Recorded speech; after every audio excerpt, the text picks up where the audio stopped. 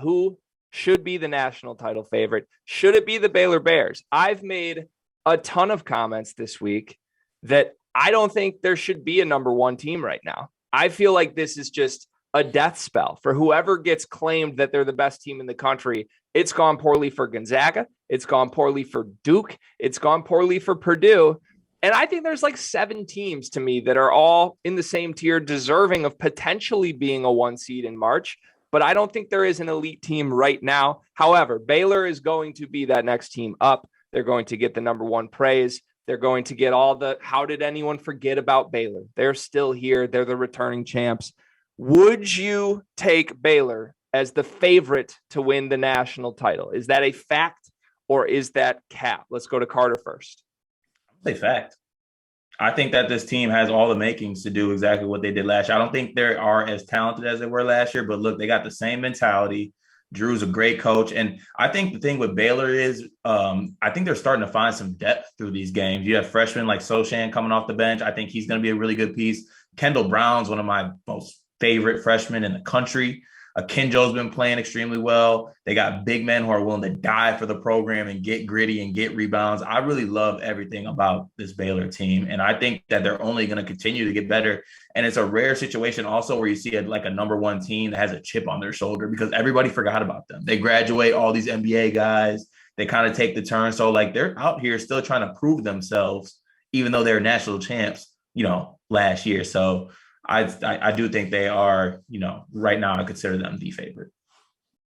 Yeah, I'll agree. I think Baylor is the favorite if you had to pick one right now. I agree wholeheartedly with you, Greg, that there are 7 teams that feel like they're a cut above the rest and not a ton of separation. But if you maybe pick one, give me the team with the elite coach and Scott Drew, who's been there, with players on this team like Meyer and Flagler, who've been there. And Sean Wachachu, obviously, as well.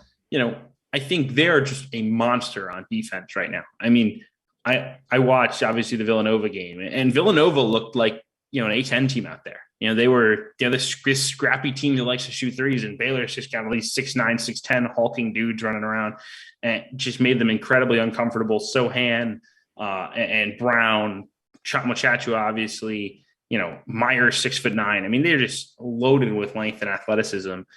I think the one thing that holds me back from saying Baylor is a clear number 1, the clear best team in the country, are the ball handlers, right? Like the thing that made Baylor so special last year was not only did you have the elite defense and the physicality, but they had guards that you trusted to go make plays late in games, right? Butler and Teague and Davion Mitchell, who's a top 15 pick, right? Like all those things, just like it was impossible. There was no hole, right? And I think with this group is Akinjo and LJ Cryer and Flagler. I mean, is that 3 guys, the guys you really trust to go make plays and win you a game against a Duke, against a Gonzaga in March? I don't know that I'm there yet, which is why I don't think they're an overwhelming favorite. But the way this team guards you, the way they're coached, and the way that I think their freshmen are going to continue to get better makes me think they are the slight favorite at this point. Those guys are still good, though. It's like no, they're good. Yeah, it's like you have a fresh pair of Nike socks, right? Okay, that's what last year's team was, and then you go and buy like the Hanes pack from Target. Still, really great socks. Not as much hype as everybody else. Wait, we're calling Hanes a great sock. Yeah, come on. Listen, how are we going from like Nike socks to Under Armour socks? Like a functional sock, but Okay, first of all, we're not going to disrespect Hanes socks. Not when I'm on After Dark. Those are elite socks.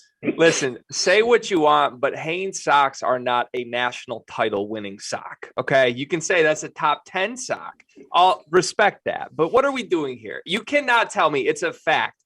Baylor is the national title favorite and then compare them to Hanes socks. That makes if I had to pick also, right now, you made me pick at this moment. I didn't have a choice. Well, yeah, you didn't need to go with the Hanes metaphor, but here we are. Sweeney, how dare you disrespect Field of 68 preseason All-American James Akinjo?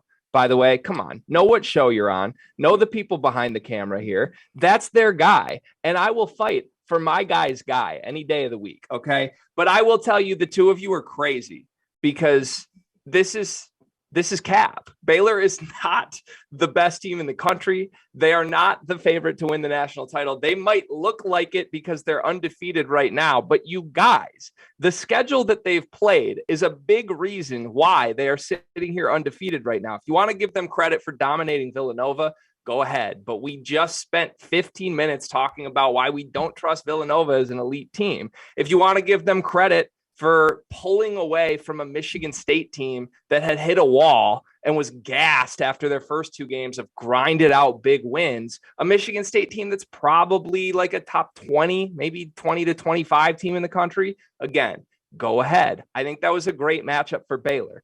I haven't seen Baylor play an elite team this season. I think they deserve credit for being undefeated, but I'd be a little concerned if they weren't undefeated, to be quite frank with you. So I think it's cap. I think they're more like a top 5, top 6 team in the country, which I don't think you guys think is crazy, but I just think this is the curse of number 1 this season, and we'll see what happens a week from now. They've got Oregon tomorrow, which they better not lose that one. I don't think they will. But again, the number 1 curse is at play here.